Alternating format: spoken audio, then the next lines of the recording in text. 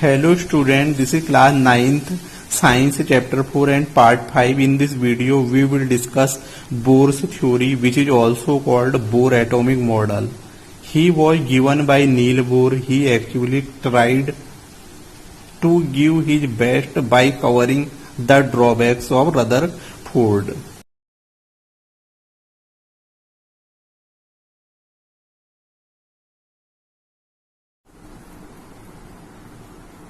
According to him, the first point, atom is electrically neutral. The atom is electrically neutral. I mean, number of protons is equal to number of electrons. The first point is the atom is electrically neutral. I mean, number of protons is equal to number of electrons. Suppose in case of hydrogen, number of electron is 1 electron. So number of proton is equal to 1 proton. As in case of sodium has 11 electron. So it also has 11 protons. As in case of calcium 20. Calcium has 20 electron. So it also has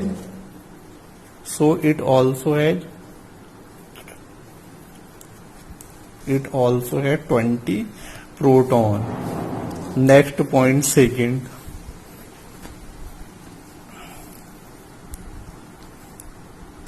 point is in center of an atom nucleus is present. Second point is in center of an atom nucleus is present. Suppose this is a atom. At the center of an atom nucleus is present. So this is a nucleus of an atom. Second point is next point, third, in nucleus proton and neutrons are present.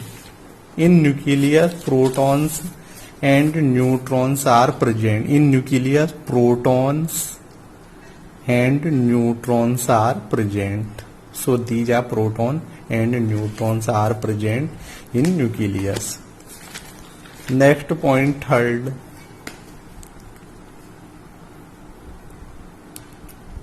the protons are positively charged, neutron has. Fourth point is outside nucleus cells or energy level designated as Kl, Mn, so on are present.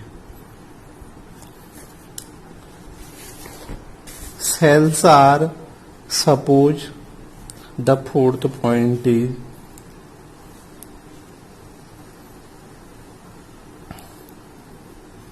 suppose this is the nucleus where proton and neutrons are present. This is a first cell, second cell, this is a third cell and fourth cell of an atom. These cells are designated as, the first cell is K cell, second cell is L cell, third cell is M cell and fourth cell is N cell.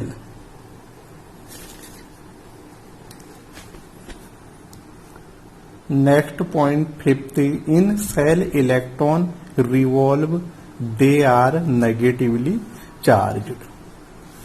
The fifth point is the cells where electron revolve which are negatively charged. Suppose the first cell which contain electrons which has negative charge. Next point 6, each cell has a fixed amount of energy. 7th, the electron never lose or gain energy when they are in their one cell. The point 8th is number of electrons in each cell is calculated by Bohr-Bury rule, which is 2n square. The 8th point is number of electron in a cell is calculated by Bohr-Bury rule, which is 2n square. In case of K cell, 2 into 1 square is equal to 2 into 1 is equal to only maximum number of electron is equal to 2. So K cell has maximum 2 electrons only. In case of L cell, where n is equal to 2, because the L cell is a second cell of an atom. 2 multiply n, where n is equal to 2, then 2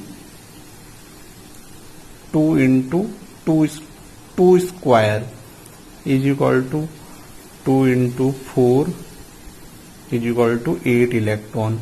So L cell has maximum 8 electron. L cell has maximum 8 electrons. In case of M cell, where n is equal to 3, because this is a third cell of an atom. 2 into 3 square is equal to 2 into 9 is equal to 18 electron. So M cell has maximum 18 electrons. In case of N cell, where n is equal to 4, I mean it is a fourth cell of an atom. 2 multiply 4 square, 16 is equal to 32 electron. So N cell has maximum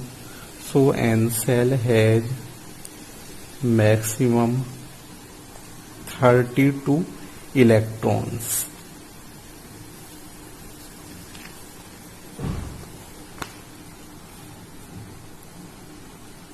Then this is a diagram of Bohr's model of an atom. In a center it is called nucleus. In nucleus proton and neutrons are present. Protons has positive charge and neutrons has no charge. First cell, which is a K cell, is equal to 2 electrons. Second cell, I mean L cell, which has maximum 8 electrons. Then the third cell, which has maximum 18 electrons. So this model is a Bohr atomic model. The first main point is each cell has a fixed amount of energy. As in case of K cell, it has a fixed amount of energy. In case of L cell, it also has a fixed amount of energy. In case of M cell, it also has a fixed amount of energy. Next main point is electron never lose or gain energy when they are in their one cell. Suppose in case of K cell, it has one electron.